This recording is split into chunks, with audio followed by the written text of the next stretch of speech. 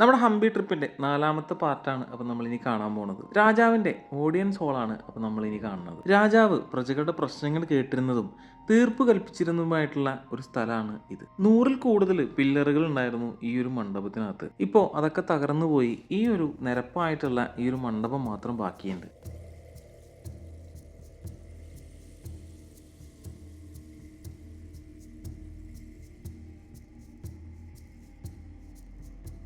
എല്ലാ നിർമ്മിതികൾക്കടുത്തും അതിൻ്റേതായിട്ടുള്ള ഡീറ്റെയിൽസ് അവിടെ എഴുതി വെച്ചിട്ടുണ്ട്. അതുകൊണ്ട് തന്നെ പലതും നമുക്ക് ഇവിടുന്ന് വായിച്ച് തന്നെ മനസ്സിലാക്കാവുന്നതാണ്. ഇതിനോട് തൊട്ട് ചേർന്ന് ഇനി നമുക്ക് കാണാനുള്ളത് ലാർജ് സ്റ്റോൺ ട്രഫും അതുപോലെ തന്നെ എലിഫന്റ് ടാങ്കുമാണ്.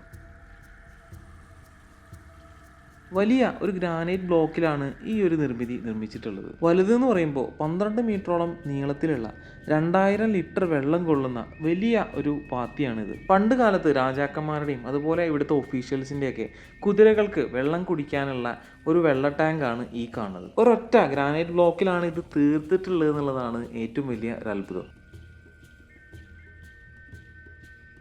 ഇതിനോട് തൊട്ട് ചേർന്നിട്ട് തന്നെയാണ് ആനകൾക്ക് വെള്ളം കുടിക്കാനുള്ള എലിഫന്റ് ടാങ്ക് ഉള്ളത്. അത്യാവശ്യം കുറച്ച് ആനകൾക്കൊക്കെ വട്ടളഞ്ഞ് നിന്ന് വെള്ളം കുടിക്കാൻ പറ്റുന്ന തരത്തിലുള്ള വലിയൊരു ടാങ്ക് തന്നെയാണ് ഈ കാണുന്നത്.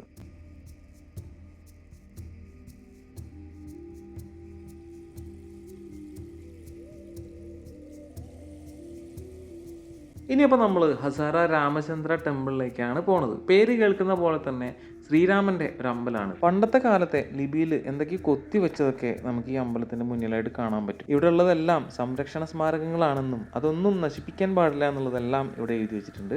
അപ്പോൾ നമുക്ക് പതുക്കെ അമ്പലത്തിനകത്തേക്ക് കയറി നോക്കാം.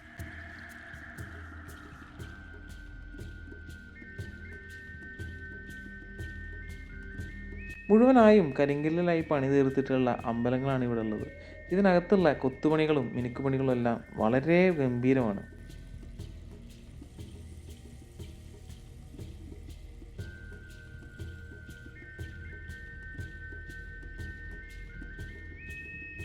ഒറ്റക്കല്ലിൽ തീർത്തിട്ടുള്ളതാണ് ഇവിടെയുള്ള പല തൂണുകളും. കരിങ്കല്ലിൽ തീർത്തത് കൊണ്ട് തന്നെ പുറമേയുള്ള ചൂടൊന്നും നമുക്ക് അകത്ത് അനുഭവപ്പെടുന്നില്ല.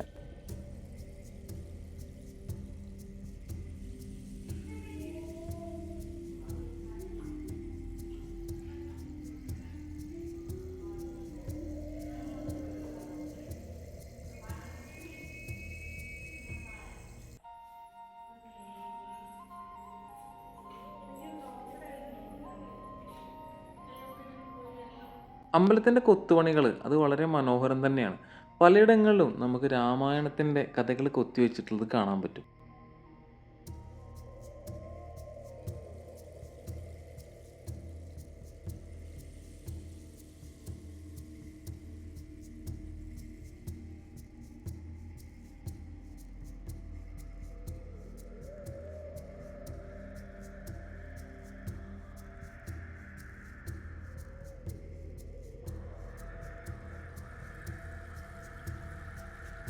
അമ്പലത്തിന് പുറമേയുള്ള വലിയൊരു ചുറ്റുമതിലാണ് നമ്മൾ ഈ കാണുന്നത്. അതും കരിങ്കല്ലിൽ തന്നെ വളരെയധികം ഉയരത്തിലാണ് പണി കഴിപ്പിച്ചിട്ടുള്ളത്. അതിലുള്ള കൊത്തുപണികളും വളരെ മനോഹരം തന്നെയാണ്. അതിനോട് ചേർന്നിട്ട് നമുക്കൊരു പുൽത്തകിടിയും കാണാൻ പറ്റുന്നുണ്ട്. അങ്ങനെ ഹംപിയുടെ അത്ഭുതപ്പെടുത്തുന്ന ചരിത്രങ്ങളും അതുപോലെ തന്നെയുള്ള രഹസ്യങ്ങളെല്ലാം തേടിയുള്ള യാത്ര അങ്ങനെ തുടർന്നുകൊണ്ടിരിക്കുകയാണ്. അപ്പോൾ നമ്മുടെ ഇന്നത്തെ വീഡിയോ നമ്മളോട് അവസാനിപ്പിക്കുകയാണ്. അടുത്ത വീഡിയോ ആയിട്ട് അടുത്ത ഭാഗത്തിൽ കാണാം.